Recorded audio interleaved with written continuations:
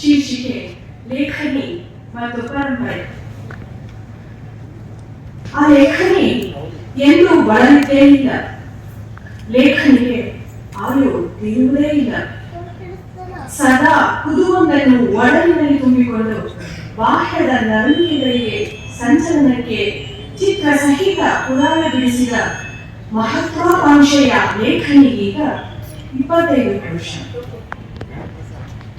ಮಾರ್ಗದ ಎದೆಯ ಮೇಲೆ ದೇಸಿಯ ಹೆಜ್ಜೆ ಇಟ್ಟು ಅಗತ್ಯ ತುಡಿತ ಬಯಸಿದ ಕನ್ನಡಾಸ್ಮಿತೆಗೆ ಕಾಳಜಿಯ ಕಂದೀರು ಬೇಡಿದ ಜನಾಗ್ರಹಕ್ಕೆ ನಕ್ಕಿದ ಲೇಖನಿಯ ಮೈ ತುಂಬ ಕಾಲವೇ ಚಿತ್ರಿಸಿದ ಕಾಲ ನಗತ್ಯದ ಕುಸುರಿ ಕಲೆಯ ಜಾಲಬಿಂಬ. ಸುರುಳಿಯಾಗಿ ಹಾದು ಹೋದ ಚಿತ್ರ ಜಗತ್ತು, ಅಕ್ಷರದ ಪದಪುಂಜದಲ್ಲಿ ವೈಚಾರಿಕ ಸಂಪತ್ತು. ಲೇಖನಿ ತಲುಪಿದ್ದು ಯುಗಾಂತ್ಯದವರೆಗಿನ ಮೆಟ್ಟಿಲನ್ನು. ಬರಡುನಾಡಿನಿಂದ ಮೊಳೆದ ಮಾತಿನ ಮಹಾಮಂಟಪ ಆಲೋಚನೆಯಲ್ಲಿ ಸ್ಫುರಿಸಿ ಆಂತರಿಕ ಅಭಿಲಾಪ.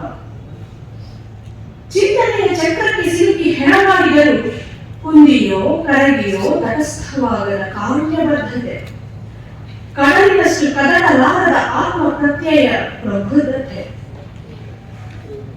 ಈ ಲೇಖನಿಯ ಒಡನಾಳದಲ್ಲೆಲ್ಲ ಘೋರ್ಗರೆವ ಧಾವಂತದ ಚುರುಕು ಮುಟ್ಟಿಸಿ ಚೈತನ್ಯ ಉಕ್ಕಿಸುವ ವಿವೇಚನಾಶಾಲಿ. ಮೊನೆಯೋ ಚುಚ್ಚಿಯು ಹದವಾಗಿ ಎಂದೂ ತಿಳಿಯದ ಸೋಲುಗಳಿಗೆ ಸಮಯದೇ ಸಂವಾದಿಸುವ ನಾಜೂಕು ಹೆಣಿಗೆ ಸೂಚಿ. ಹೆಣ್ಣಿನ ಕುರಿತ ಘನ ಗೌರವ ಸಂದಾಯ ತೆರಿಗೆ. ಹಾಡಿನ ಮೇಲೆ ಸೊಂಪಾಗಿ ಬೆಳೆಯುವ ಹಸಿರು ಹುಲ್ಲು, ಸುನಾಮಿಯು ತಂಗಾಳಿಯು ಹಾಯ್ದಂತೆ ಹೊರೆಯಿಂದ ಹೊರಬಂದರೆ ಆ ಲೇಖನಿಯಿಂದ ಸೃಷ್ಟಿಸುವ ಇತಿಹಾಸ